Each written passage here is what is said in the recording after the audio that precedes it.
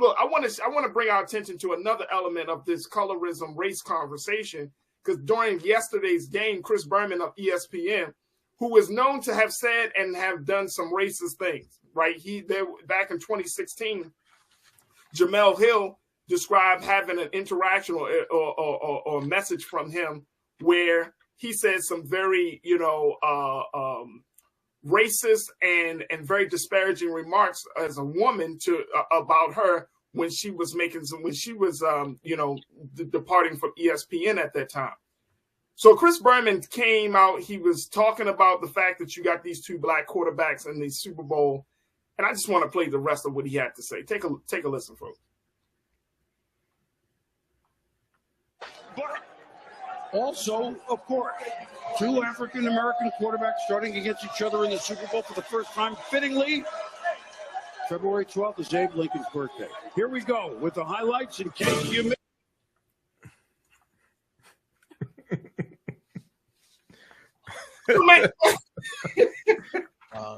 You can't make this stuff up, bro. You can't make this stuff up, man. Stop.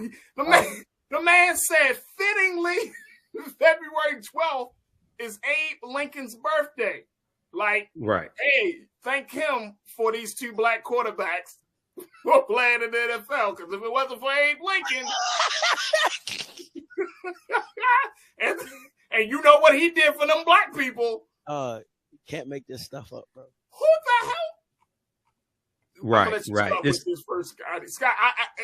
Michael, I know you want to unload, right. brother. No, please give it to Brother Mike. I know he's about to stop. I will happily sit back. Yeah, it seemed like this was a slight, and he's doing this in Black History Month also. Okay, come on. So he's saying this during Black History Month. Now, just so people understand, the reason why Black History Month was originally the second week of February as Negro History Week was partly because the second week in February contained Abraham Lincoln's birthday. Dr. Carter G. Woodson created this because African Americans were already having celebrations in our communities celebrating Abraham Lincoln's birthday, and then Frederick Douglass' assumed birthday is February 14th. So it's because of those two birthdays and celebrations were already taking place in our communities. This is why Dr. Carter G. Woodson inserted the new cultural holiday within the second week of February. So it appears what he's trying to say is, well, if it hadn't been for Lincoln, who, freed the slaves, we wouldn't have these two black quarterbacks. But that's a misunderstanding of the Civil War. African Americans took up arms and we freed ourselves. OK, we fought in there's almost 200,000 of us that fought in the Union Army and the Navy, and they let African Americans fight on behalf of the Union when their backs were against the wall and they were being beaten by the South or by the Confederacy. And even with the Emancipation Proclamation, even though it did not free the enslaved Africans because the Union had no authority to dictate to the Confederacy what they could do, it was a military strategy designed to bring the South back into the Union and rob the South of their largest asset, which were the enslaved Africans. They had about 3 million of them or so in the Confederate States of America, the CSA, the Confederacy. And the preliminary Emancipation Proclamation was September 22nd, 1862, the year before. And it stated that if those areas in rebellion, those territories in rebellion did not come back into the Union by January 1st, 1863, they would be allowed to keep their slaves. Now, it exempted Maryland, Missouri, Kentucky, and Delaware, the border states. They were allowed to keep their slaves, and Maryland did not abolish slavery until November 1st, 1864. So almost 2 years after the Emancipation Proclamation. So a lot of this is mythology surrounding Lincoln, okay? Lincoln was not an abolitionist. Here's the thing, Brother Michael. Yeah. What was the point? That was a slight. That was an attack. That was an attack on the two black quarterbacks to take away from that to say, wait, okay, if it had not been for Lincoln, you wouldn't have these two black quarterbacks. He's trying to undermine the intention, and at the same time, you got to look and say, okay, he's saying something like that. What I wonder what he would say about Colin Kaepernick. Colin Kaepernick is still being whiteballed from the league. Even though he got a settlement, Kaepernick is still being whiteballed from the league. Here's the point, and here's the point, Scotty, because we got a couple of moments left, and here's the point, because I think that a lot of times, especially in the sports, right, we believe that white commentators, right, white game callers, that they are quote unquote liberal, progressive, because sports makes us feel as if, you know, we're all on the same page, that nothing unites the American people like sports. So when we really start to hear their real views, right, like this is how they really think, then we all get offended. And so I'm bringing this out because people are like, yo, Chris Berman really got a problem. He's really a racist underneath of all of this. Mm-hmm. So how do we address that, Scotty? Listen, man, at the end of the day, it's the peers of one another calling them out, right? Or peer co-workers, right? So it's the Stephen A. Smiths, it's the Ryan Clarks, it's the Marcus Spears, it's all those black commentators as well. Even his co-host, the one that the black man that always does with Chris Berman. Yo, you gotta hold this Bama accountable. Like, it's like, see, it's too many pacifists for me, right? Oh, it was a slip of the tongue. Oh, he didn't mean it like that. No, he meant it how he said it. Now, at the end of the day, how I take it, that's perception. That's how I took it. If he never says it, there's nothing to take. You get what I'm saying? So to me, at the end of the day, his co-workers, white and black, have to hold him accountable. His bosses, 9 times out of 10 that are white, got to hold him accountable. And then as well as the league, the NFL, this is part of your product, right? You got these people talking on your product. You have a whole banner in the back of the end zone talking about end racism. You know what I'm saying? Come on, man. Like, that's nonsense. You get what I'm saying? Hey, Scotty, real quick. I wonder what Shannon going to say. I don't think I watched him this morning. I don't think he caught it, but he better say something. Somebody better say something. But you gotta. This is crazy. Yeah. What you say, bro, Michael?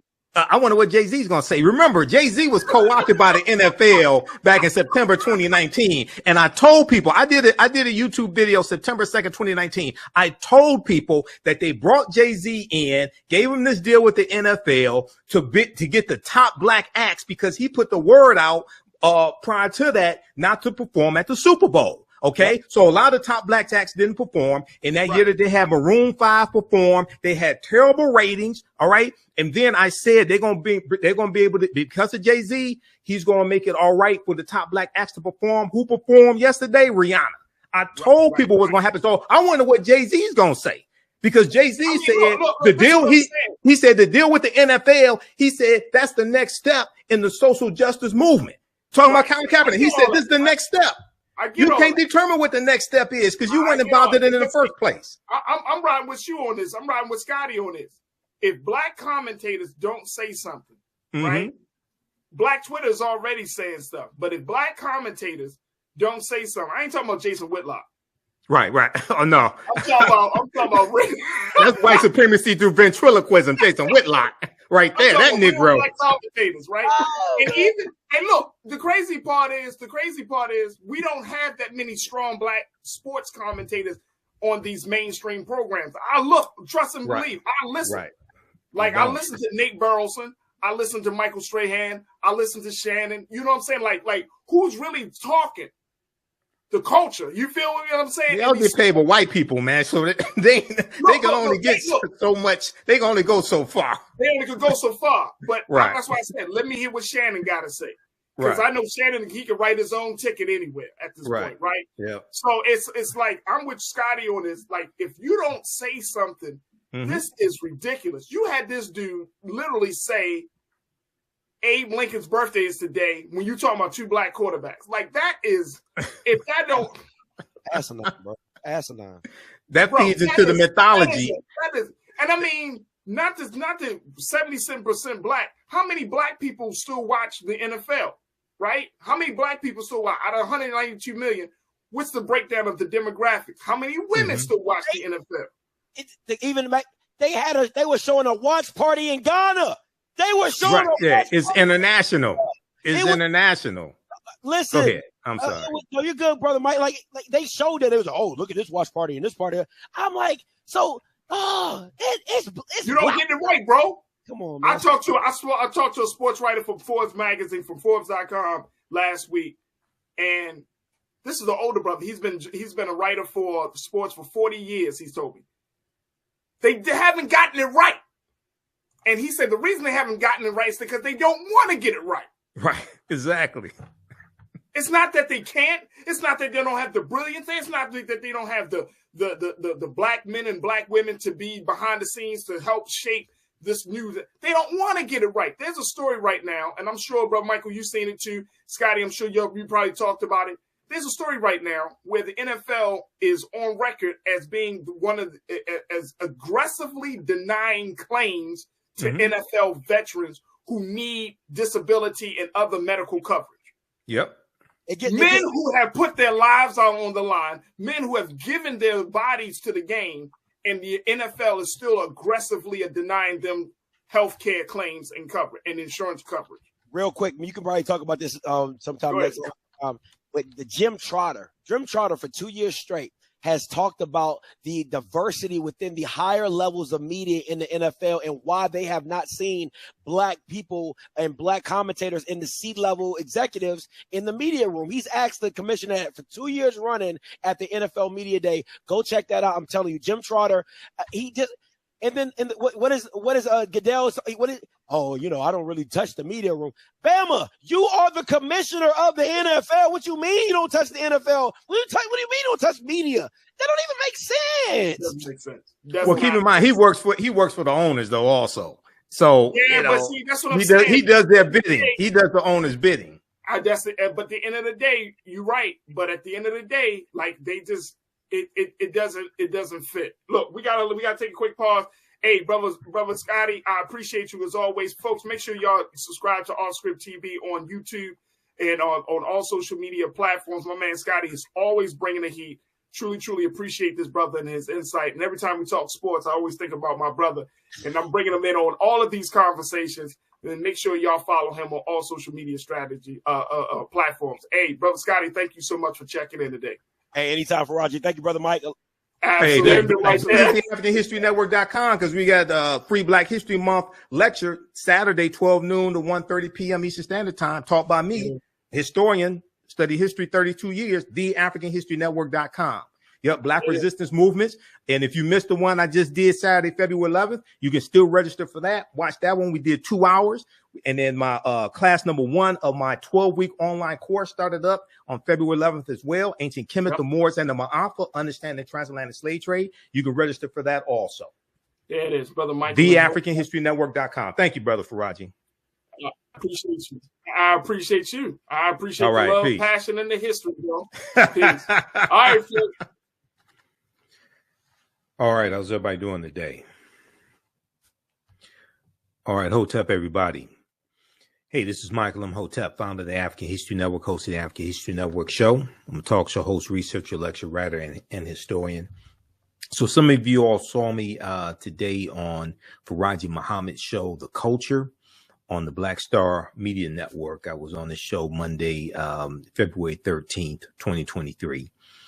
And we talked some about the Super Bowl and some aspects of it. And one of the things that I brought up was backlash that the NFL was getting for having Sheryl Lee Ralph of Abbott Elementary perform Lift Every Voice and Sing, which is the Black National Anthem. And it has unofficially been the Black National Anthem since 1917. Okay, so she's been getting backlash. Well, the NFL has been getting backlash from some conservatives on social media. And I talked about this some and compared this to the white national anthem, because you had some conservatives saying, oh, well, there's only one national anthem. Okay. And so I want to deal with some of this history here briefly. Okay. There was a good article from the dailymail.co.uk. America has one national anthem. America has one national anthem. NFL fans debated as Black National Anthem Lift Every Voice and Sing is sung at Super Bowl 57. All right. The unofficial Black national anthem was performed. Lift Every Voice and Sing was promoted by the NAACP as the Black national anthem in 1917. A pre-recorded rendition was played before the Super Bowl in 2021 and 2022. So this is the first time it's actually been performed inside the stadium, okay, right before the game. This is the first time that's happened. And this article is from February 12th, 2023. So the Black national anthem, so the article talks about the Black national anthem was performed before the Super Bowl for the third time in a row, causing outrage on social media, So you have some people who are just upset about this. And it's like, people were performing WAP by like Cardi B and Megan Thee Stallion and anything like that. So why would you be offended by the Black national anthem? No cursing in it. There's no sexual innuendos or anything of that nature. Now, Sheryl Ralph, the star of the comedy series Abbott Elementary, and I really like Sheryl Ralph. I remember her, first saw her in 1977 in a piece of the action Bill Cosby and Portier. She performed the Lift Their Voice and Sing the Black National Anthem on Sunday night ahead of Super Bowl 57 between the Kansas City Chiefs and the Philadelphia Eagles at State Farm Stadium in Glen, Arizona. Now we know Kansas City Chiefs won. I did not watch the game. I haven't watched the NFL game since 2017 when Colin Kapernick left the league. Okay, so you all know this about me. Now, the song Lift Every Voice and Sing became an unofficial Black national anthem when it was adopted by the NAACP in 1917. All right. And here's a picture of our sister, Sheryl Ralph, singing the Black national anthem, Lift Every Voice and Sing. Now, I want to deal with briefly some of the backstory, some of the history of how this song became written, how this became the Black national anthem. Everybody share this broadcast on your social media platforms. Invite your friends to tune in. Also support the African History Network. Register for a free Black History Month lecture that I do on Saturdays, 12 noon Eastern Standard Time. Visit our website, theafricanhistorynetwork.com, theafricanhistorynetwork.com.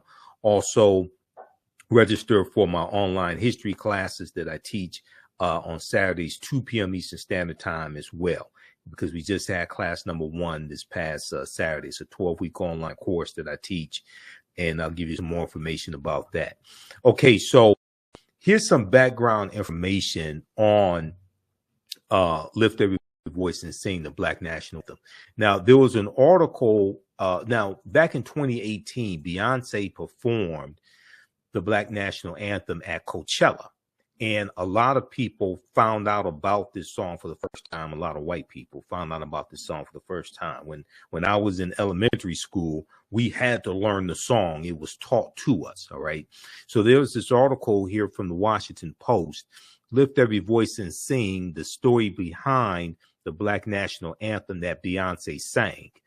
This is an article from April 16th, 2018. All right, let's continue. Okay, so this article gives some background information, and I deal with some of this history in some of my lectures also.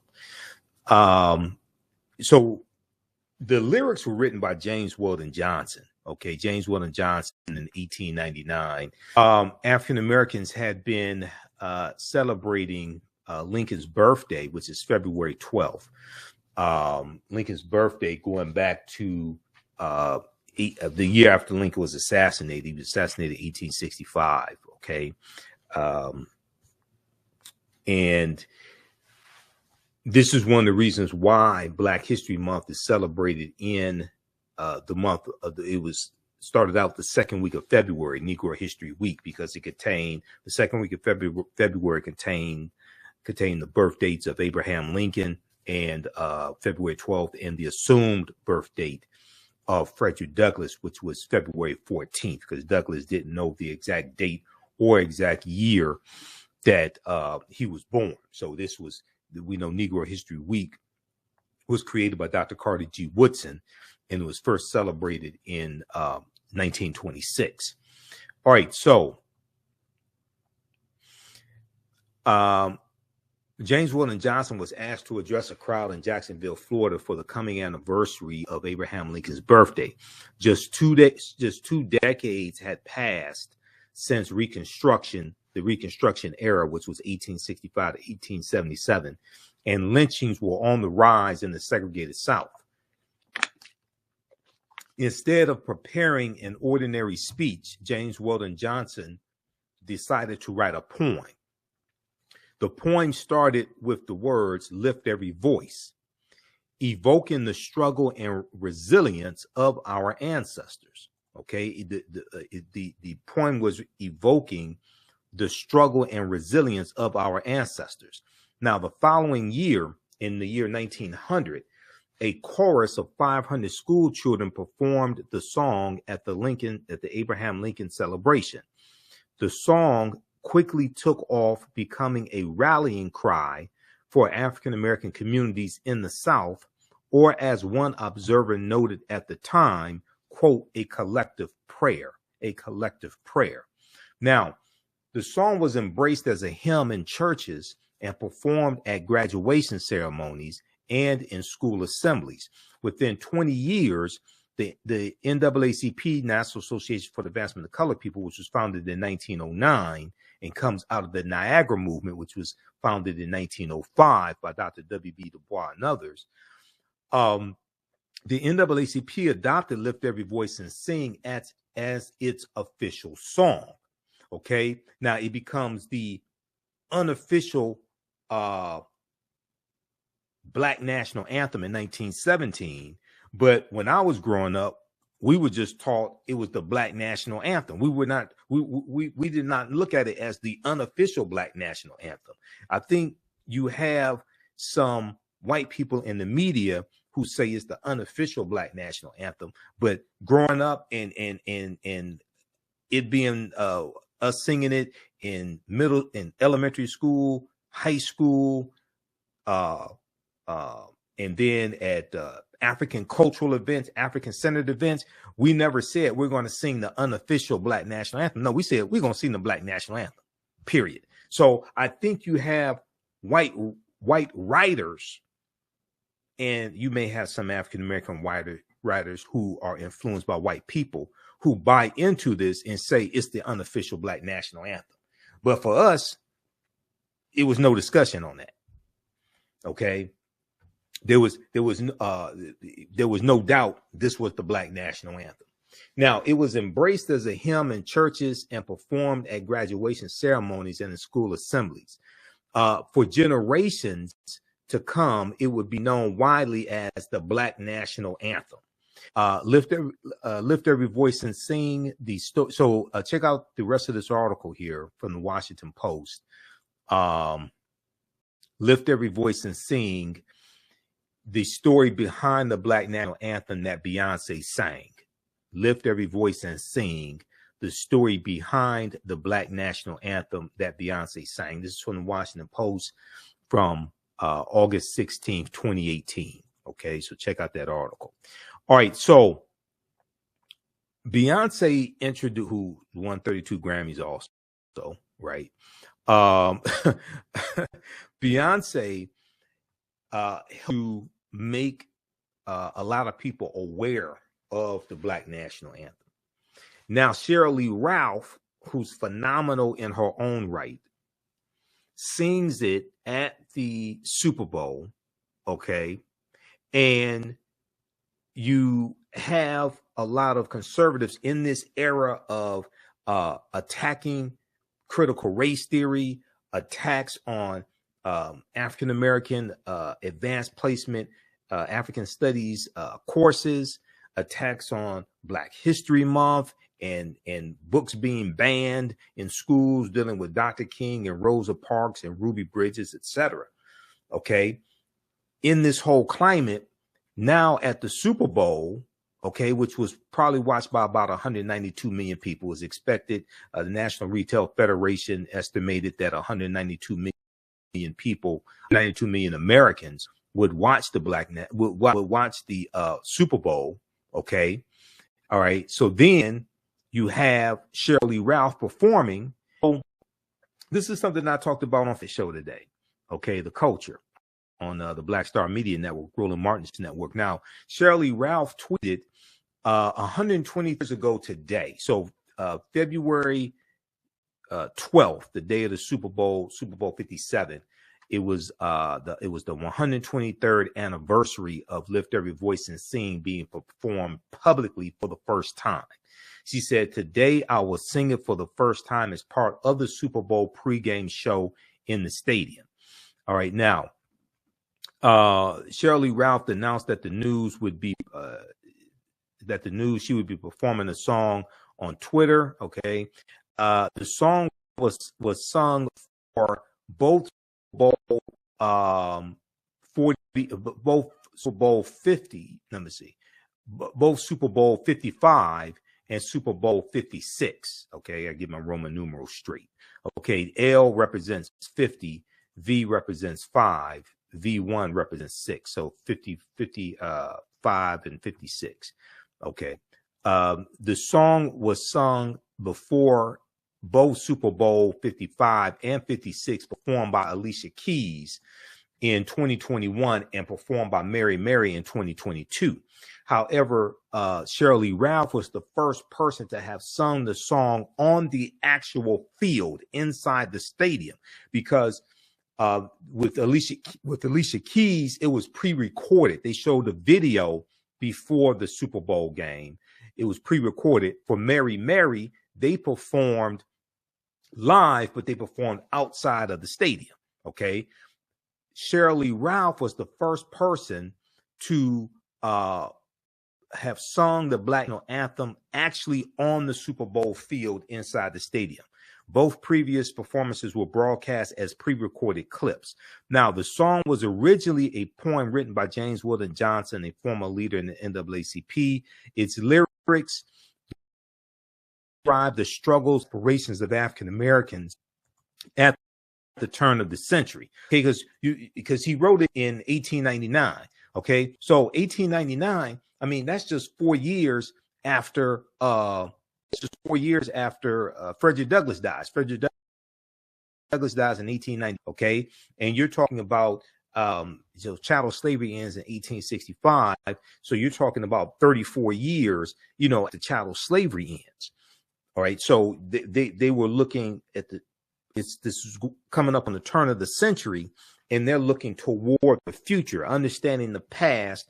And you still have former slaves alive in 1900. Okay. Harriet Tubman didn't die till 1913. Booker T. Washington didn't die till 1915. These are two of the most prominent former slaves who were still alive after Frederick Douglass dies in 1895. So this is the whole climate that James Weldon Johnson writes this song. All right, now here's Mary. So that's Rihanna. Okay. And I talked on the African History Network show Sunday how Jay-Z did the NFL did a backdoor deal with Jay-Z, the co-op Jay-Z to bring him in to direct the Super Bowl halftime shows, and so he could bring on the top black artists after he told the top black artists like Rihanna not to perform because of Colin Kaepernick's protests. I predicted what was going to happen back when in my YouTube video that I did September 2nd, 2019. I told you what was going to happen. I told you that was a backdoor deal to undermine Colin Kaepernick's protests. So here's Mary Mary performing also in 2022 ahead of the Super Bowl. Okay, unlike Sheryl Ralph, they performed outside of the stadium, and the performance was recorded in advance. And here's our sister Alicia Keys. Now, dumbass Lauren Boebert, who's probably I don't know if she's exactly a coup plotter, but she's a coup plotter sympathizer.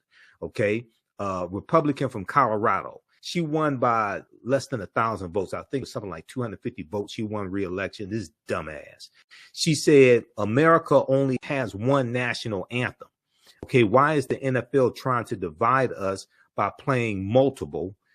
Do football, not wokeness. Okay, now I would expect Lauren Boebert to say that America has one national anthem, because she's referring to the white national anthem, the Star Spangled Banner, written by a white supremacist slave owner named Francis Scott Key, who used his position as the district attorney in Washington, D.C., to attack.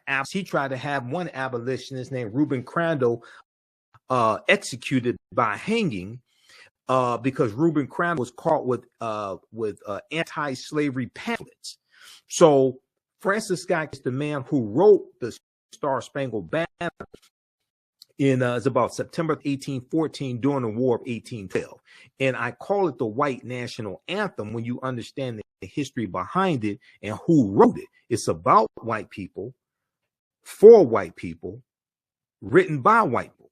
It's not just the third stanza. The third stanza that says no refuge for the hireling or the slave. No, it's not just the third stanza. The entire song is a white supremacist song when you understand who wrote it and the history behind it. Okay, I've done presentations on this in the past, so this ain't gonna be as long as the other ones. But just understand, okay? Because some people are confused. Why do you call it the white national anthem? Go study the history of it. I'm going to reference an article about Francis Scott Key in just a minute here. So when I see people like Lauren Boebert, okay, Republican, coup plotter sympathizer, America has only one national anthem, and she's attacking Black national anthem, you know, I understand why. And this is a lot of this also do with the fear of the browning of America, because you have some white people who want African Americans to see reality through the eyes of Europeans. Now, it happened at the same time that NFL player Colin Kapernick famously refused to take a knee as the Star Spangled Banner was sung. Okay, so that started basically August 2016, Colin Kaepernick's protest. He started sitting out on the bench, then he started taking a knee. On social media, reactions to the news that Anthem would be sung for the third year in a row at the Super Bowl were mixed. Colorado Republican dumbass Lauren Boebert said on Twitter, America has only one anthem. Her critics attacked her, however, suggesting that her tweets showed more division than the inclusion of the anthem. Luke Zaleski, Zaleski, legal affairs editor for Condé Nast, accused the politician of hypocrisy.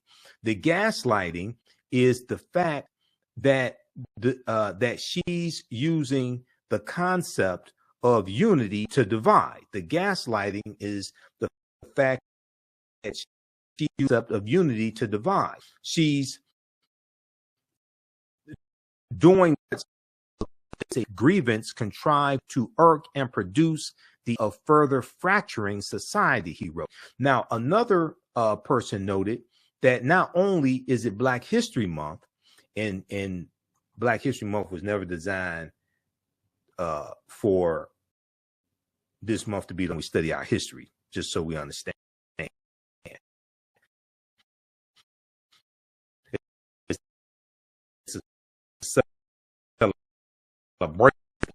So hopefully somebody will let Morgan Freeman know. Now, another person noted that Black History Month, but it's also the first time two Black quarterbacks have faced each other in Super Bowl history, as Patrick Mahomes of the Kansas City Chiefs and Jalen Hurts of the Philadelphia Eagles led their respective teams. We know Kansas City won. Didn't make any difference to me. I'd rather have African American team ownership than two Black quarterbacks in facing each other, and all the owners of the 32 teams are white. Okay. And then you got one that's Pakistani American, but he's passing for white. Now, the song is meaningful to African Americans. It's also a historic game with two Black quarterbacks the first time ever. get over yourself and your ridiculous white grievances. If you don't like it, don't watch. Simple. They tweeted. Okay, here's Sheryl in. All right, our sister Sheryl Lee Ralph. Now, Laverne Spicer said the Black national anthem is the Star-Spangled Banner. The white national anthem is the Star-Spangled Banner. The national anthem is the Star-Spangled Banner. If you live in the United States, your national anthem is the Star-Spangled Banner. Okay. Now it took, if I remember correctly, it took about it took dozens of tries the Star-Spangled Banner to become the national anthem, number one. But number two, if you actually understand history, then the Star-Spangled Banner for African Americans is not something that we would claim in our right minds, and it's not something that we should claim. Okay, because it is a anti-African American song. And when you understand the man who wrote it, you understand why I say that. Okay. Daryl B. Harrison, who appears to be African American phenotypically, said the NFL was making them a by allowing to be sung, also suggesting that it made America a nation of two anthems. Well, the league is 68 to 70% African American. Okay, so they should perform. They should have been performing the Black national anthem long before that. The league is 68 to 70% African American. They should perform it. Now, at the same time, I would argue that we should stop watching the games as well. That's a whole nother conversation. Okay. At the same time, I would argue that we should stop watching the games. Because I still stand with Colin Kaepernick's protests. Okay. And Kaepernick is being whiteballed from the league. So I don't understand why we're watching the games in the first place. And they sold a 30-second commercial for $6.5 million. They sold a 30-second commercials were going for $6.5 million. Okay.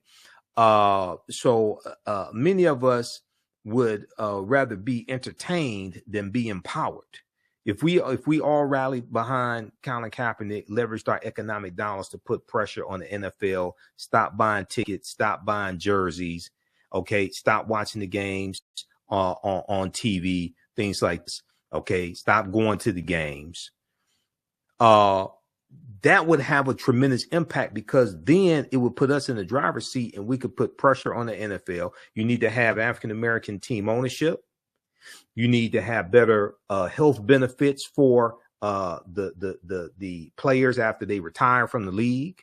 Okay. You need more African-American head coaches. There's only like 2 or 3 African-American head coaches in the league, but we'd rather be entertained than be empowered. So, you know, a lot of times you teach people how to treat you.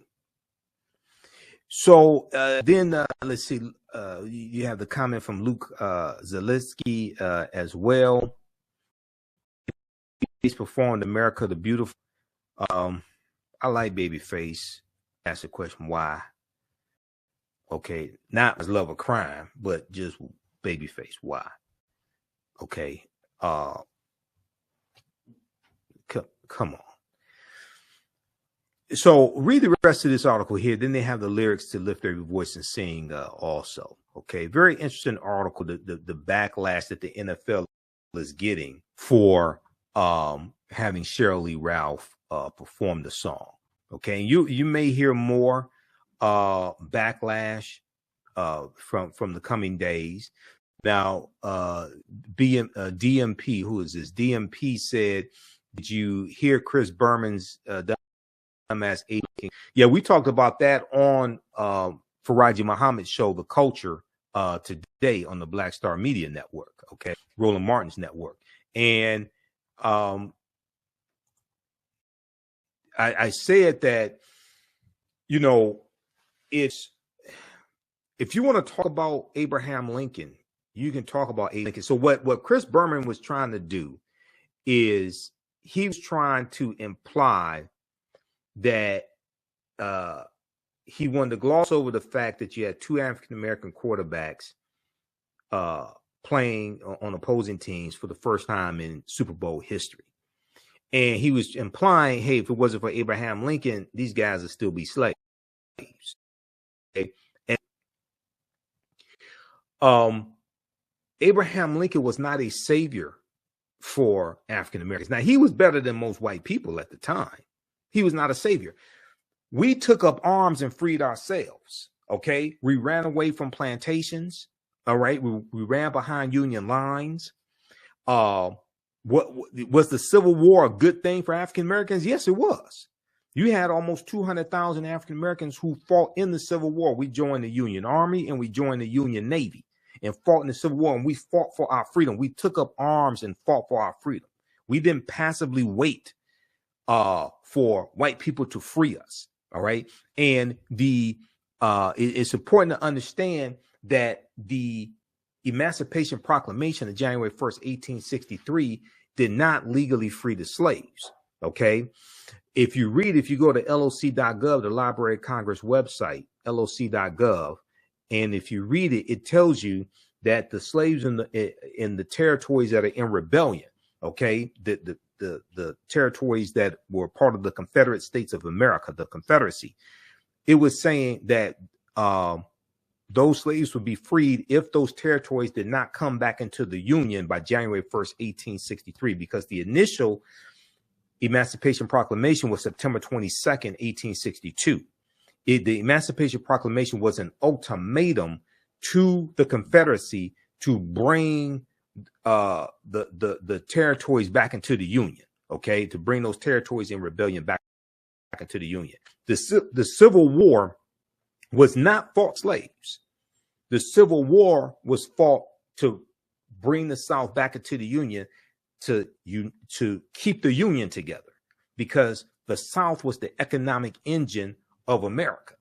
The goal of the Civil War was not to end slavery. The goal shifted after the Emancipation Proclamation of January 1st, 1863. But it also says that the border states were exempt. So Maryland, Missouri, Kentucky, and Delaware, they were still allowed to keep their slaves.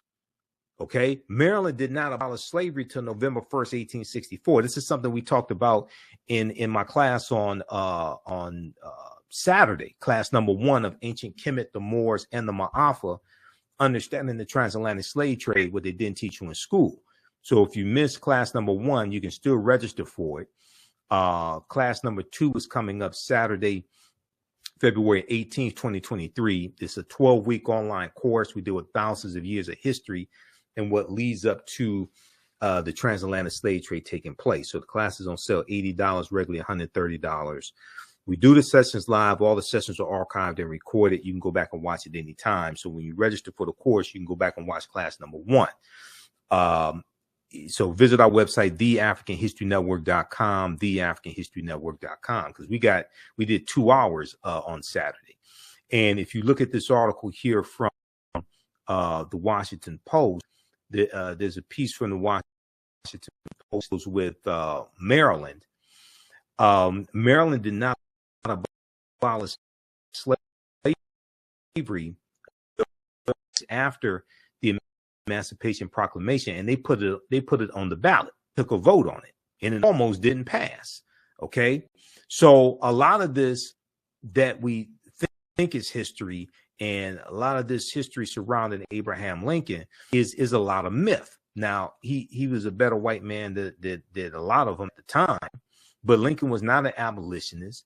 He didn't think that African Americans should have voting rights. He changed his mind toward the end of his life and said that African Americans who served in the Union Army, or who served on behalf of the Union during the Civil War in the military, African American men, they should be able to vote, but not all African Americans. This article right here from the Washington Post, the not quite free state, Maryland dragged its feet on emancipation during Civil War. Okay, during the Civil War. And it goes through and deals with this history that I just laid out briefly. Okay. Also, it's important to understand that people get this mixed up and think that slave owners in the U.S. got reparations. No, they didn't. That only applied to slave owners in Washington, D.C. That was called the Compensated Emancipation Act of April 16th, 1862, which was signed into law by President Abraham Lincoln. That only applied to slave owners in Washington, D.C. That did not apply to all slave owners in the country. Okay, because I hear people misstating that, and I guess they're confusing what Great Britain did in 1834 with their Slavery Abolition Act of 1834, where they took out a loan for 19 million pounds, and Great Britain paid 46,000 British slave owners reparations for freeing 800,000 enslaved African people. I guess they're getting the two mixed up, but no, the Compensated Emancipation Act of 1862, April 16th, 1862, only applied to slave owners in Washington, D.C. Okay, but if we so you go through, read the rest of this here, and they talk about they took the vote. The vote tipped in favor of abolition only after the absentee ballot. Only after the absentee ballot soldiers fighting for the North were counted. This is during the Civil War, which is 1861, 1865. The final tally was 30,000 in favor of freeing the slaves, 29,799 against it. It almost did not pass. Okay.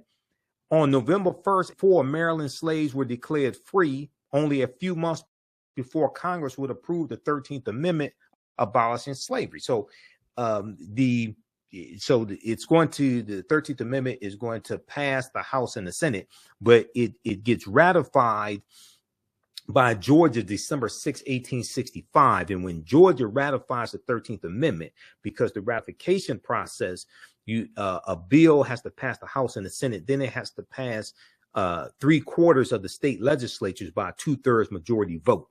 So when it passed the Georgia state legislature December 6, 1865, then that gave the amendment the 2/3 majority vote to actually amend the U.S. Constitution to become law and legally end chattel slavery. All right.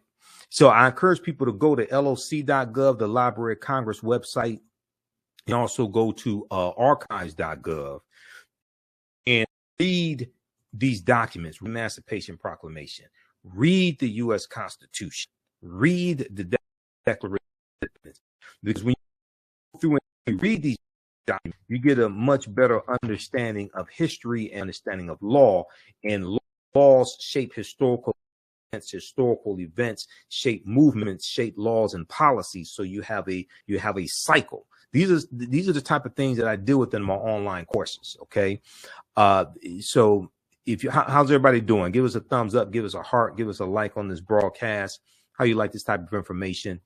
Follow us on our fan page, The African History Network, The African History Network. Okay. I'm Michael Imhotep, founder of the African History Network, host of the African History Network show. I'm a talk show host, researcher, lecturer, writer, and historian. I've been studying history 32 years. So I speak all across the country. You see me on Roland Martin Unfiltered on Fridays. So I provide political analysis and historical analysis on Roland Martin Unfiltered. And on Mondays, I'm on Farajii Muhammad show, The Culture. So I was on his show today. All right. And we have Sister Felicia watching us. Sister Felicia is with Hapi. Sister Felicia and Brother Tyke Grant, directors of the film Hapi, The Role of Economics and Development of Civilization. And they just had the Hapi Day of Excellence. We had Brother Tyke on the show, on the African History Network show. All right, visit our website, the History Network. Please support us. Please support us. All this does not happen without resources. Okay. I do a 12-week online course. We just had class number 1 that started up Saturday, February 11th. Our next class is Saturday, February 18th. Ancient Kemet, one of the original names for Egypt. Ancient Kemet, the Moors, and the Ma'afa, understanding the transatlantic trade what they didn't teach you in school. Class is Saturdays, 2 p.m. to 4 p.m. Eastern Standard Time. You don't have to be present in the class. We do the sessions live. All the sessions are archived and recorded. You can go back and watch it anytime. A year from now, 2 years from now, you can go back and watch the entire course. Click right here to register for the full course. And here's the flyer for it. Did a fantastic class. As soon as you register, you class number 1. We have a bundle pack of courses because the second class that I teach starts up February 26th, Sunday, February 26th, class number 1 of From the Civil War to the Civil Rights Movement and Black Power, 1800 to 1968. So we get into the Civil War, Reconstruction, what leads up to the Civil War taking place, Haitian Revolution, Louisiana Purchase of 1803, Missouri Compromise of 1820, Mexican-American War, 1846, 1848, Texas winning its independence from Mexico, 1836, Mexico winning its independence from Spain, 1821, Kansas-Nebraska Act, 1854, Treaty of Guadalupe Hidalgo, 1848, where the U.S. gets Colorado, Arizona, New Mexico, California, Utah, and Nevada, all from Mexico for about $15 million. All this leads up to the Civil War taking place. Now, I do on Saturdays, 12 noon to 1:30 p.m., I do a free Black History Month lecture for the month of February. If you missed the previous free lectures, we have them archived here. You can click on them, register for them, and watch them. Okay. And the Saturday, February 18th, 12 noon to 1:30 p.m., dealing with Black resistance movements. Black resistance movements. Now, Black resistance is the 2023 annual theme for African American History Month. There's been an annual theme for African American History Month dating back to 1928. Okay, created by Dr. Carter G. Woodson, who co-founded the Association for the Study of Negro Life and History, September 9th, 1915 in Chicago. So we don't even, most of us don't understand the history of Black History Month to understand how to properly utilize it. Okay, we're not getting the full benefit of it because we don't understand the history and don't know that there's an annual theme for it, which gives you the context to have your celebration and give you topics to discuss and do presentations on, etc., in your celebration. All right. So most people don't know any of this. Okay. So we have the information at our website, theafricanhistorynetwork.com. And I posted the link there. So please support us. And we have the information here in the thread of the broadcast. And I'm going to post a link here. You can register right here for the 12-week online course. All right. Let me go back to I want to go back to this topic here. Now, I want to deal with a little history of Francis Scott Key. Okay. First, let me show you this. Read this article here. I deal with this in my second class. This deals with the Compensated Emancipation Act of April 1662. People confuse and think paid reparations to all slave owners in the U.S. No, they did not. They only paid reparations to slave owners in the District of Columbia, which is Washington, D.C. Okay. So check that out. And there's other sources on that as well. Okay. The this has it here. National Archives, District of Columbia Emancipation Act. This is the U.S. National Archives. It gives information. It provided for immediate emancipation compensation to former owners who were loyal to the Union of up to $300 for each freed slave, of up to $300 for each freed slave. Let me flip over to this here, U.S. National Archives. Okay, on April 16, 1862, President Abraham Lincoln signed a bill ending slavery in the District of Columbia. The act brought to a conclusion decades of agitation aimed at ending white slavery. Decades of agitation aimed at ending white slavery. At ending what anti-slavery advocates called the national shame of slavery in the nation's capital. All right, now it provided for immediate compensation to former owners who were loyal to the Union of up to $300 for each freed slave. Voluntary colonization of former slaves to locations outside the United States, and payments of up to $100 each for each person choosing immigration. Over the next 9 months, the Board of Commissioners appointed to administer the act approved 930 petitions, completely or in part from former slave owners, for the freedom of 2,989 former slaves. Okay, so read the rest of this here. That did not apply to all slave owners in the U.S. It only applied to those in the District of Columbia. Okay, that's why it's called that's the Compensated Emancipation Act, April 16th, 1862. All right. S. Rep said, good information. We need most of us to know this, what really happened. Yep, I agree. That's why it's important to support the African History Network, because this don't happen with no resources. Trust me, it takes a lot to finance the African History Network, and we're dealing with a lot of financial challenges this week that I have to take care of. If you want to support us, also $ the AHN Show through Cash App, $ the AHN Show through Cash App, and through PayPal, paypal.me/the AHN Show. We have the information on the homepage of our website, also theafricanhistorynetwork.com. All right, now I want to look at, there's a good article that I deal with when I teach about Francis Key. I've done a presentation dealing with the history of the national anthem and also Kaepernick's protests as well. And okay, so this article here is called "Where's the Debate on Francis Scott Key's Slaveholding Legacy?" This is from SmithsonianMag.com. This is the official website of the Smithsonian Institute. Where's the debate on Francis Scott Key's slaveholding legacy? Okay, this is from July 1st, 2016 by Christopher Wilson, who's Director of Experience Design, National Museum of American History. During his lifetime, abolitionists ridiculed Francis Scott Key's words, sneering that America was more like the land of the free and the home of the oppressed. Sneering that America was more like the land of the free and the home of the oppressed. Okay. For the sake of time, I want to fast forward through this and get to the portion that I want to talk about. All right.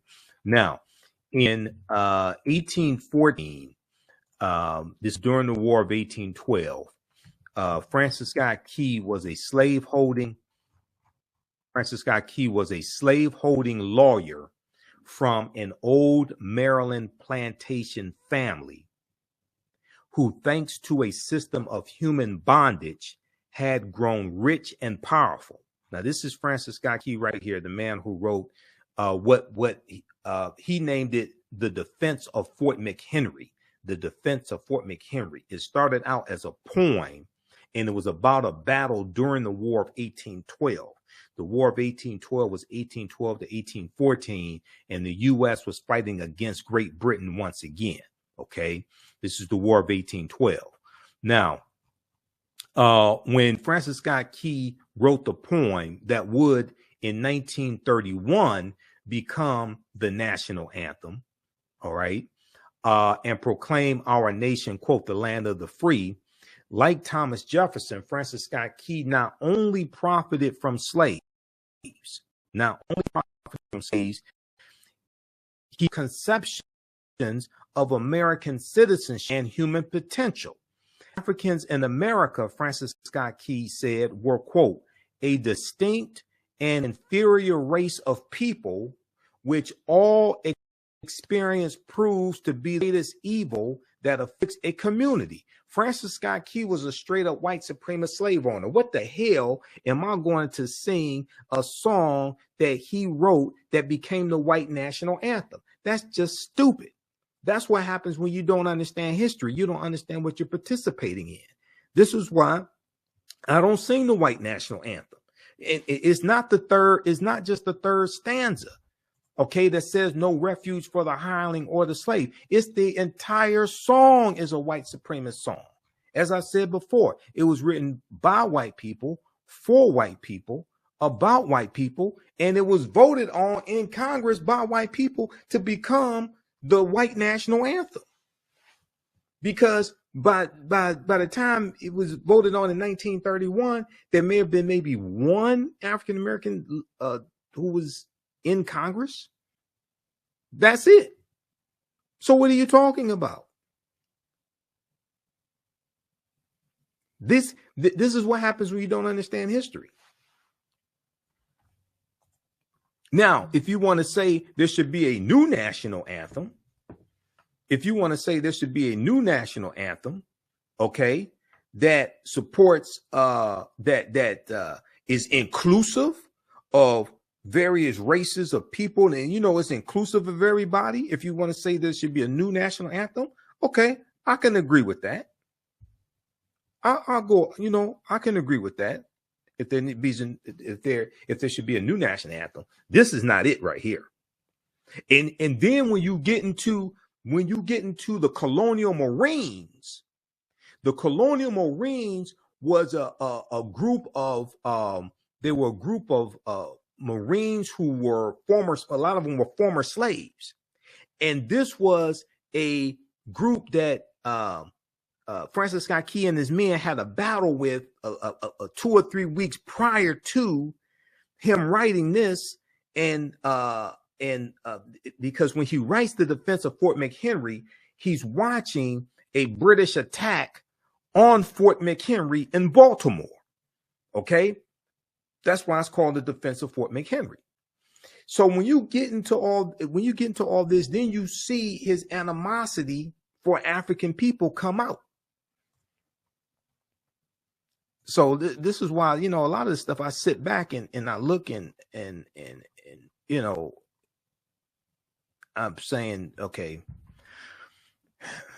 this is why our motto is right knowledge corrects wrong behavior. What you do for yourself, what you do to yourself, and what you allow other people to do to you and get away with is based upon what you think about yourself. What you think about yourself is based upon what you have been taught about yourself. What you've been taught about yourself is based upon everything you've read, heard, and seen about yourself. All right, Sister Felicia, thanks for the support also as well. Okay, so guys, you can support us through Cash App and PayPal. Definitely you should support or register for one of our paid online classes. Okay, because just so people understand, because I guess a lot of people that don't do this don't know this, but I use 2 different digital platforms to teach those classes, Crowdcast and Learn World. Okay, and I have to pay them each month, so it's not free to teach those classes. Free, I have to pay to teach those as well. All right. Let's continue here. I want to go back to this. All right. So a few of the British troops in the War of 1812 stunned and demoralized America by attacking Washington and setting the Capitol building and the White House ablaze. They attacked Washington, D.C. They burned the White House down and the U.S. Capitol building, the British. Okay. On August 24th, 1814, the British turned their attention to the vital seaport of Baltimore,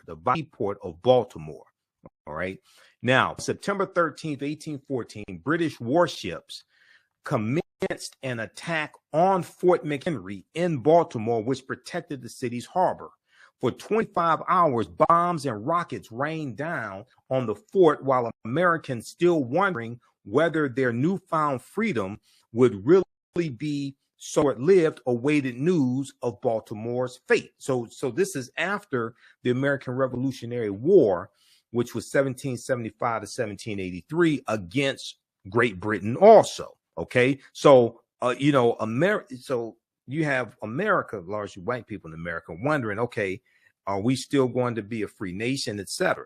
Now, it's also important to note that a lot of African slaves ran away and ran over to the British side to fight for the British against against the U.S. in the War of 1812, just as they did during the American Revolutionary War. Just as they did during the American Revolutionary War. There were more what we would call African Americans. There were more African Americans who fought on behalf of the British during the American Revolutionary War than fought on behalf of the colonies, because the British were the first ones who said, if you come fight for us, we'll set you free when this war is over with.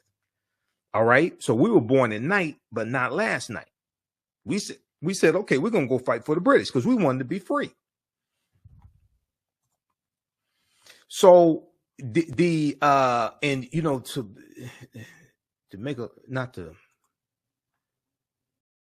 I'm trying to keep this short. This is the short version. I've done an extensive patient of all this. This is the short version right here. But there, at the end of the War of 1812, the U.S. demanded that Great Britain return. It was about 6,000 runaway slaves. They demanded that Great Britain return about 6,000 runaway slaves. Great Britain refused to do so. Okay. The War of 1812, to understand these, and you know, and to understand the U.S., and this puts us on a trajectory to the Civil War also.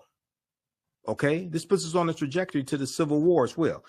Read this article here, just for the sake of time.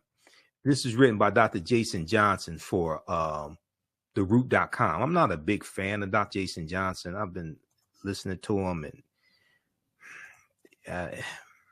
yeah, he's all right, but I'm not. Some of that stuff he says is just it's not accurate. Let me just be polite and say it like that. Star-Spangled Bigotry, the hidden racist history of the national anthem. July 4th, 2016. So it goes through and it talks about, let's look at the colonial Marines. Okay. Because on particular note, Francis Scott Key's opposition to the idea of the colonial Marines. Now, the colonial Marines were a battalion of runaway slaves who joined with the British Royal Army in exchange for their freedom. The colonial Marines were not only a terrifying example of what slaves would do if given the chance, but also a repudiation of the white superiority that men like Francis Scott Key was so invested in. So you got to understand, they get to go, these are runaway slaves who ran away from the U.S. and fought on behalf of Great Britain. Now they get the opportunity to take up arms and go kill their former slave masters. Oh, hell yeah, they're with that. And they're going to get their freedom also. That's why more of them fought on behalf of Great Britain than fought for the U.S. This terrified people like Francis Scott Key, who was a slave owner, because I guarantee you, he was afraid that his slaves would have an uprising as well and take him out too. Now, all of these ideas and concepts came together around August 24th, 1814 at the Battle of Bladensburg, where Francis Scott Key, who was serving as a lieutenant in the army at the time, ran into a battalion of colonial Marines, these former slaves who went to fight for Great Britain. His troops were taken to the woodshed by the very black folks he disdained. He got his ass kicked by these black colonial Marines, and he fled back to his home in Georgetown to lick his wounds. The British troops, emboldened by their victory in Bladensburg, then marched into Washington, D.C., burning the Library of Congress, burning the U.S. Capitol building, and burning the White House. You can imagine that Francis Scott Key was very much in his feelings, seeing black soldiers trampling on the city he so desperately loved. Now, a few weeks later, in September of 1814, not 1815. A few weeks later, in September of 1814, far from being a captive, Francis Scott Key was on a British boat begging for the release of one of his friends, a doctor named William Beans, or Benes, I'm not exactly sure how to pronounce it. Francis Scott Key was on the boat waiting to see if the British would release his friend when he observed the bloody battle of Fort McHenry in Baltimore, September 13th, 1814. America lost the battle, but managed to inflict heavy casualties on the British in the process. This inspired Francis Scott Key to write what would later be called the Star-Spangled Banner. He named it The Defense of Fort McHenry. It was a poem. He wrote the poem after watching the battle. So that's when he said, and our flag was still there. Okay. He's talking about the flag was still flying at Fort McHenry. This is where this comes from. So right then and there, but no one remembers that he wrote a full third stanza decrying the former slaves who were now working for the British Army, the colonial Marines. Okay, and where is that band that was so vauntingly who so vauntingly swore that the havoc of war and the battle's confusion and home and the country should leave us no more? Their blood has washed out their foul footsteps pollution. Their blood has washed out their foul footsteps pollution. No refuge could save the hireling and slave from the terror of flight or the gloom of the grave. And the Star-Spangled Banner in triumph doth wave over the land of the free and the home of the brave. Okay, but it ain't just the third stanza that's the problem. It's the entire song that's the problem. And who wrote the song? So when you understand history, this is and see Jackie Robinson said in his autobiography, I Never Had It Made. Jackie Robinson said he can never sing the Star-Spangled Banner again and stand for the Star-Spangled Banner. Okay, so read the rest of this. Okay, knowledge is power. Right knowledge corrects wrong behavior. What you do for yourself, what you do to yourself, and what you allow other people to do to you and get away with is based upon what you think about yourself. What you think about yourself is based upon what you have been taught about yourself. What you've been taught about yourself is based upon everything you've read, heard, and seen about yourself. All right, now,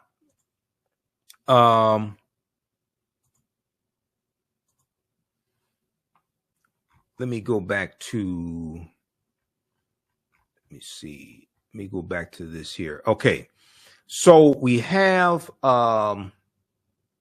we talked about Beyonce performing at Coachella. We talked about some of the history of Lift Every Voice and Sing, the Black National Anthem.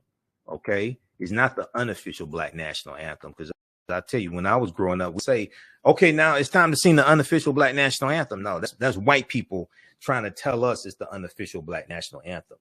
First of all, you can't, we determine what the Black National Anthem is.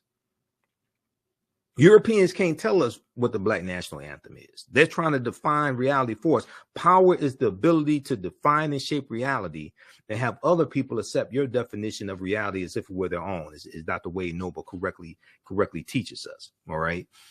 Okay, so we talked about the history of James Weldon Johnson and the Black National Anthem. We talked about backlash the NFL is getting for having Sheryl Lee Ralph perform it during a game during the Super Bowl, and 68 to 70% of the league are African American. We dealt with some of the history of Francis Scott Key as well. Also with Francis Scott Key, who wrote the Star-Spangled Banner, started out as the defense of Fort McHenry.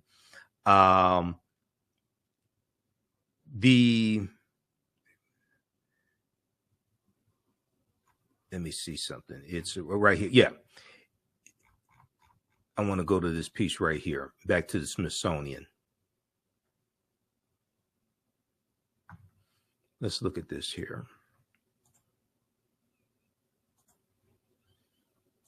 Back to the article from Smithsonian Mag. All right. The poem he wrote celebrated the Star-Spangled Banner as a symbol of the resilience and triumph of the United States. Now, ironically, while Francis Scott was composing the line over the land of the free, it is likely that Black slaves or African slaves were trying to reach British ships in Baltimore Harbor. They knew that they were far more likely to find freedom and liberty under the Union Jack, which is the British flag, under the Union Jack than they were under the Star Spangled Banner. Okay, the land of the free for who, Francis Scott Key? The land of the free for whom? Now, additionally, Francis Scott Key used his office as the district attorney for the city of Washington, D.C. from 1833 to 1840 to defend slavery, attacking the abolitionist movement in several high-profile cases. He tried to have Reuben Crandall executed for having abolitionist pamphlets.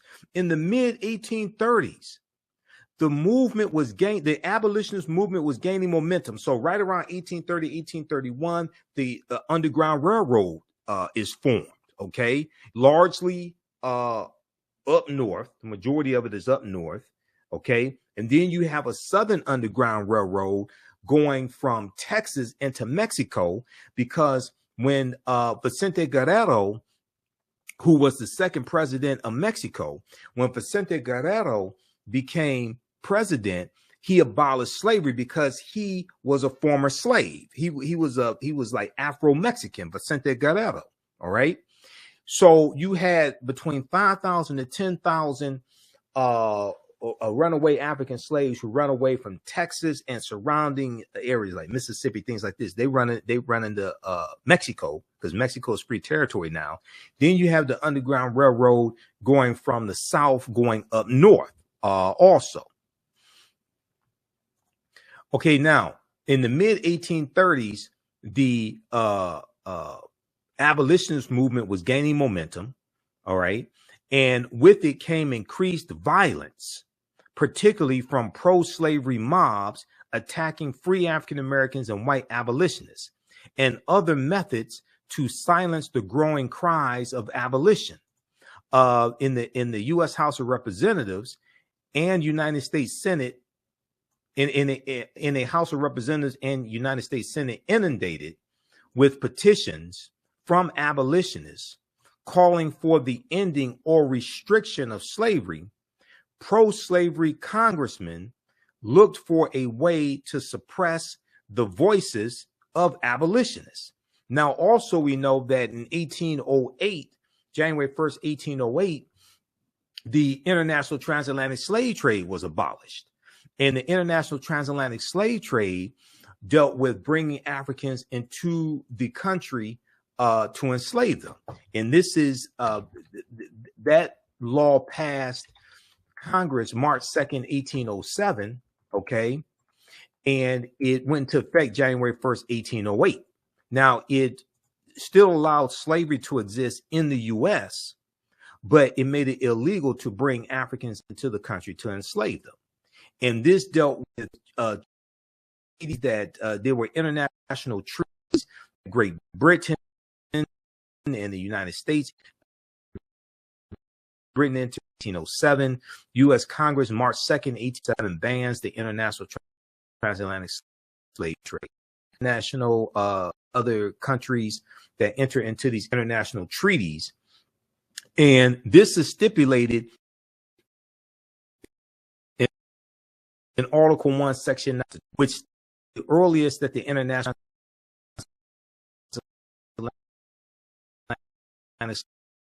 slave a $10 tax, a tax of up to $10 on for each African that was brought into the country. Okay, so when all these people who are talking about reparations, Article 1, Section 9, Clause 1, this helps give you a legal foundation for reparations. Okay, now at congress.gov, and I got to wrap this up because I ain't planning to be here this long. But but you know, I'm a teacher, so this you know, this is what I do. Let me refresh the screen.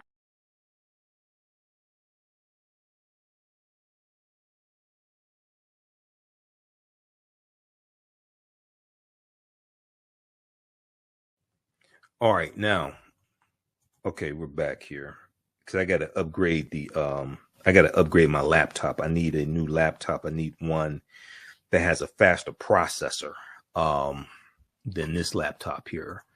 So U.S. Constitution. So this is Congress.gov. Article 1, Section 9, Clause 1, migration or importation. Okay. Restrictions on the slave trade. This is in the U.S. Constitution. The migration or importation of such persons as any of the states now existing shall think proper to admit, shall not be prohibited by the Congress prior to the year 1808, but a tax or duty may be imposed on such importation not exceeding $10 for each person, not exceeding $10 for each person. So all the Africans that were brought into this country from January 1st, 1808 to July of 1860, when the Clotilda comes into Alabama about July of 1860, and the Clotilda is the last known slave ship that came into the U.S., and that was illegal because when that whole thing happened because of a bet that a wealthy white man made that he could bring in a slave ship and he could navigate around the authorities. Okay, that's how that happened. But all those Africans that were brought in from January 1st, 1808 to July of 1860 was illegal based upon federal law. And their court cases, like the 1841 U.S. Supreme Court case of the United States versus the Amistad, that document this, because those Africans, Joseph Sinkio and those Africans largely from Sierra Leone on the Amistad slave ship, which was 1839, and then the U.S. Supreme Court cases 1841. When they were captured, it was illegal and violated international treaties. If you go to archives.gov, U.S. National Archives, and look up the Amistad case, okay, U.S. National Archives, the Amistad case, the first thing that it tells you is that it was illegal for those Africans to be captured in the first place because it violated international treaties. All right, so U.S. National Archives, archives.gov, the Amistad case. In February 1839, Portuguese slave hunters abducted a large group of Africans from Sierra Leone and shipped them to Havana, Cuba, a center for the slave trade. This abduction violated all of the treaties in existence. You're dealing with a violation of international law when they were captured. Okay. Then when you go through and click on read more, and you go through and read the whole court case, and it went through the federal courts, then it went to the U.S. Supreme Court. Okay. The U.S. Supreme Court decided in favor of the Africans, stating that they were free individuals kidnapped and transported illegally. They had never been slaves because it was illegal for them to be captured in the first place. It was illegal for that slave ship to come into U.S. waters, also because the international transatlantic slave trade had been abolished January 1st, 1808. Okay. Now, they won their freedom. Okay. They won their freedom, and they were set free. Now, the U.S., what happened was the abolitionists had to collect money to pay to send them back to Sierra Leone. The U.S. didn't give them a free trip back to Africa. Abolitionists had to take up money, but at least they won their freedom in the U.S. Supreme Court. Senior Justice Joseph Story wrote and read the decision. Quote, "It was the ultimate right of all human beings in extreme cases to resist oppression and to apply force against ruinous injustice," end quote. The opinion asserted the Africans' right to resist unlawful slavery because there was a mutiny on the ship. There was a slave revolt on the ship. So they ruled that those Africans had a right to take up arms on that ship and fight for their freedom, they also ruled that it was illegal for them to be captured in the first place because it violated all the international treaties at the time, and they ruled that they were free. So so they were set free. Okay. All right. So read that from archives.gov, U.S. National Archives, dealing with the Amistad. Okay. Now,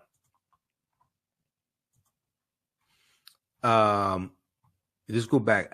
I'm going to wrap up here because I have to get out of here. I'm going to wrap up here with the Smithsonian Mag, and then we'll give you information about my online course, my 12-week online course that I teach also, where we get deep into this history. In the House of Representatives and United States Senate inundated with petitions from abolitionists calling for the ending or restriction of slavery, pro-slavery congressmen looked for a way to suppress the voices of the abolitionists. In 1836, the House of Representatives passed a series of gag rules to table all anti-slavery petitions and prevent them from being read or discussed, raising the ire of people like John Quincy Adams. John Quincy Adams, the 6th president, who was the son of John Adams, the 2nd president. And John Quincy Adams was one of the defense attorneys for those Africans on the Amistad slave ship. Okay. So when you watch the movie Amistad, and a lot of people saw the movie Amistad, I think it was 1997. Okay. A lot of people don't understand what they were seeing. They're giving you a legal foundation for reparations in this country. And when we deal with repairing the damage of a legacy of slavery, we're seeking a legal remedy to a historical problem, which implies you need to understand both history and law. Unfortunately, most of our people don't understand either one of them. And the foundational law in this country is the U.S. Constitution. Article 6 of the U.S. Constitution tells you that the U.S. Constitution, all the previous treaties and all the subsequent treaties are the supreme law of the land. So when you go to lawmakers, you don't go to lawmakers to argue morality. You go to lawmakers to argue law, because lawmakers write laws. Laws get challenged in the judicial branch of the federal government, which are the federal courts, Federal Court of Appeals, and the U.S. Supreme Court. When they get challenged in court, they get challenged on the basis that they're unconstitutional, that they violate the Constitution. So if you're seeking a legal remedy to a historical problem and you want to call it reparations or restitution, whatever it is, you have to make sure that you're on strong legal footing. One would be the Black Freedmen Indian Treaties of 1866, because those are laws still in the books right now. And the Choctaw, Chickasaw, Creek, Cherokee, and Seminole Indians all owned African slaves. And when after the Civil War, they enter into treaties with the U.S. government that states that they had to free their slaves, give them land, etc. They become those African slaves get membership in those Native American nations, etc. Okay, so and they get cash payments and get all the rights and privileges of being members of those Native American nations. Those laws are still in the books right now. That's one of our best chances to get any type of repairing the damage of the legacy of slavery. 1. 2 would be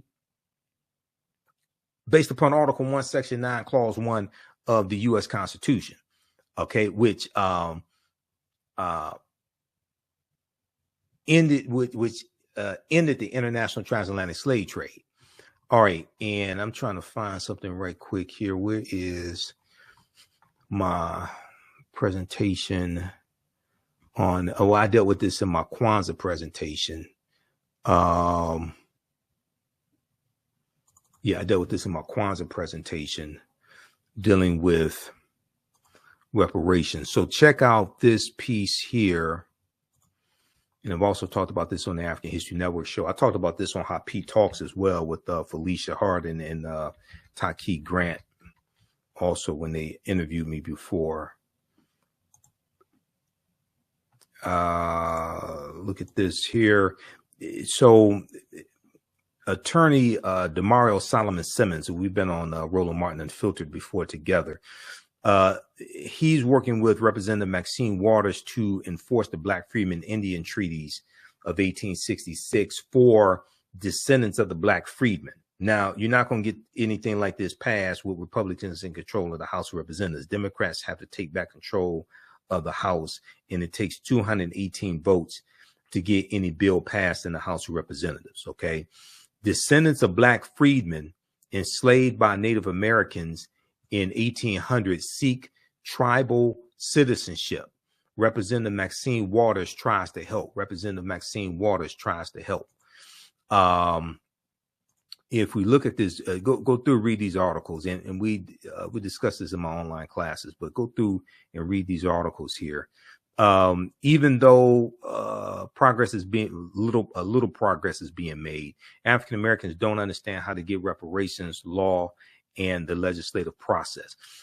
Read this article from thegrio.com. Maxine Waters leads push to get justice for Black Native Americans. This is from October 13th, 2021. Maxine Waters leads push to get justice for Black Native Americans. A dispute between Black members of indigenous tribes and the federal government is part of a history that is now being exposed on Capitol Hill. Congresswoman Maxine Waters is calling out Native American tribes, the Choctaw, Chickasaw, Creek, Cherokee, and Seminole Indians, who held Black slaves and continue to discriminate against Black Native Americans. Okay, descendants of those Black enslaved by the hands of Native American tribes may get a slice of justice through access to Native American federal subsidies that had previously been denied to them. The California Congresswoman is seeking to get 5 tribes to comply with their 1866 treaty obligations that recognizes Black Native American freedmen,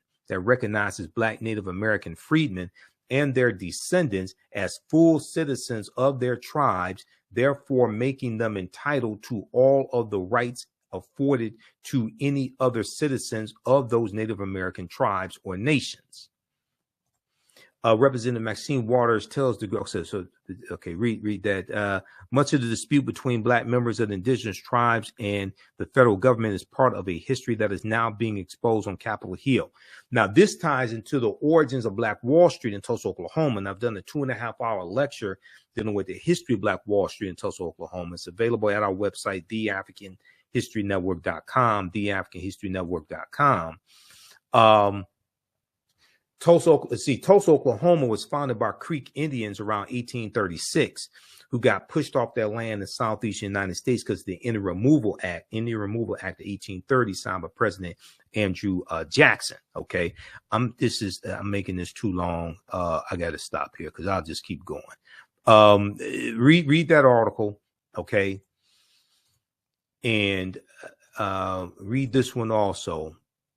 9 entrepreneurs who helped build Tulsa's Black Wall Street, because Hannibal B. Johnson, who I know, and I've read his first book dealing with the history of Black Wall Street, Hannibal B. Johnson was interviewed by History.com, the official website of the History Channel, and Hannibal B. Johnson made the connection between the Dawes Allotment Act of 1887, the Black Freedmen Indian Treaties of 1866, and the first African-American landowners in Tulsa, in North Tulsa, where you would have Black Wall Street, which was the Greenwood district, the intersection of Greenwood, Archer, and Pine. Quote, the relative wealth of some Black folks in Oklahoma comes in part from their connection to these Native American tribes and their land ownership, says Hannibal B. Johnson, historian and author of Black 100, and American City grapples with this historical racial trauma.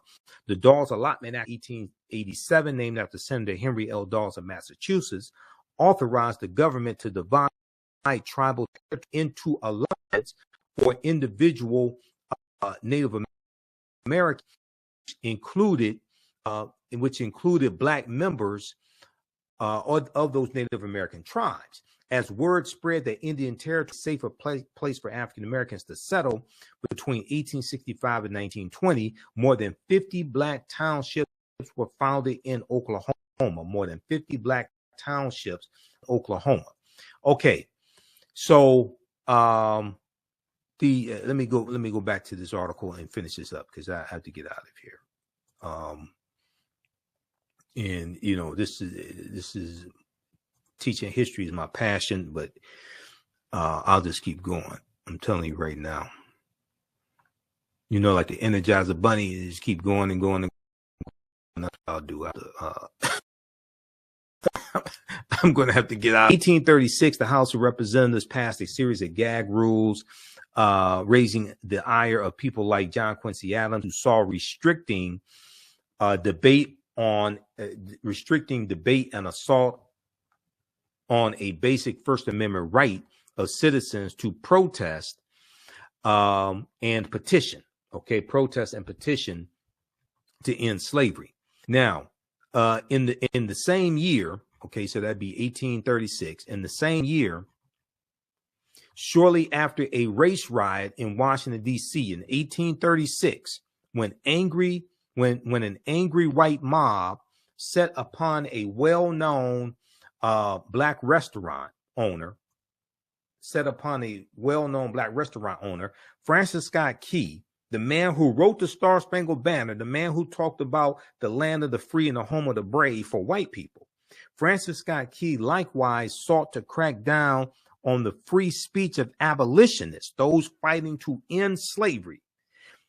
Francis Scott Key believed these abolitionists were riling things up in the city of Washington, D.C. Francis Scott Key prosecuted a New York doctor living in Georgetown for possessing abolitionist pamphlets.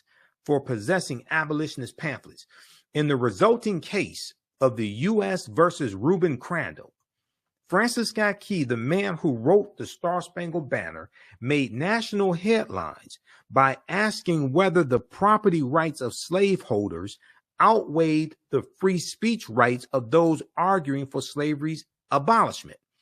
Francis Scott Key hoped to silence abolitionists. He hoped to silence abolitionists who he charged wished to, quote, associate and amalgamate with the Negro, end quote. He said abolitionists wanted to associate and amalgamate with the Negro. See, he's saying these abolitionists want to have sex with Negroes. Basically, that's what he's saying. Okay, they want to associate and amalgamate with the Negro, and he thought African people were mentally inferior. Though Reuben Crandall's offense was nothing more than possessing abolitionist literature, Francis Scott Key, who was the district attorney to Washington, D.C., felt that abolitionist free speech rights were so dangerous that he sought to have Reuben Crandall executed by hanging for possessing abolitionist pamphlets. And you want to say there's one national anthem? You're talking about the white national anthem. Read this article from SmithsonianMag.com. This is the official website of the Smithsonian Institute. Where's the debate on Francis Scott Key's slaveholding legacy? There is no debate. If you understand history, ain't nothing to debate. Just deal with the facts and evidence. Proper documentation ends all conversation. All right. How'd you all like this type of information? Give us a thumbs up. Give us a heart. Give us a like on this broadcast. Please support the African History Network. Please support the African History Network. Definitely needs your support. It takes a lot of finances to do this. Register for my online classes that I teach. We have a class number 2 of Ancient Kemet, the Moors, and the Ma'afa, understanding the transatlantic slave trade, what they didn't teach you in school. Class number 2 starts it's Saturday, February 18th. 2023. So we do the sessions live. All the sessions are archived and recorded. You can go back and watch it anytime. If you miss class number 1, that's not a problem. It's archived. You can go back and watch it. And let me post this information here. We have the information right on the homepage of our website, which is theafricanhistorynetwork.com. Let me go back to this here.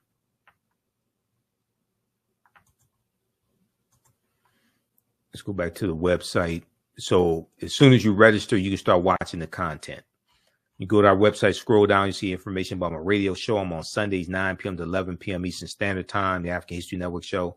We have information for PayPal and Cash App here because people set up fake African History Network Cash App accounts. There's like 5 of them that I identified. So they've been stealing money from us. So that's why I had to put together this graphic. Our Cash App is $ the AHN show, SHOW.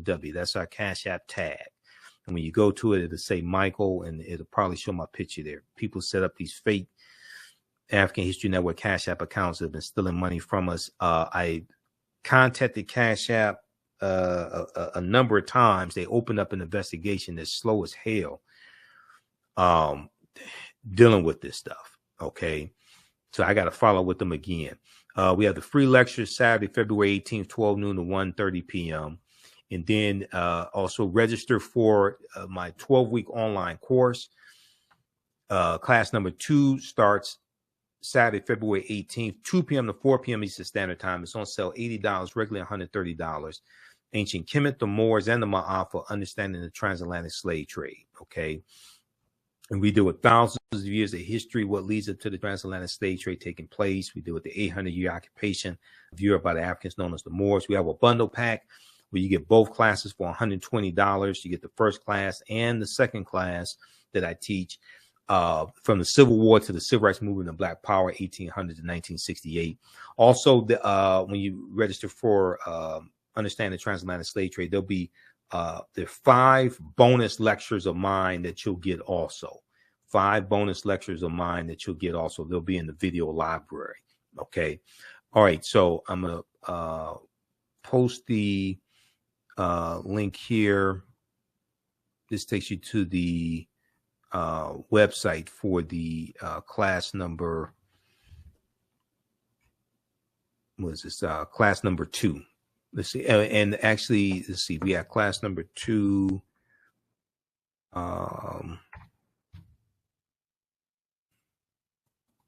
Okay, let me post this here, and we'll put the link for the website also.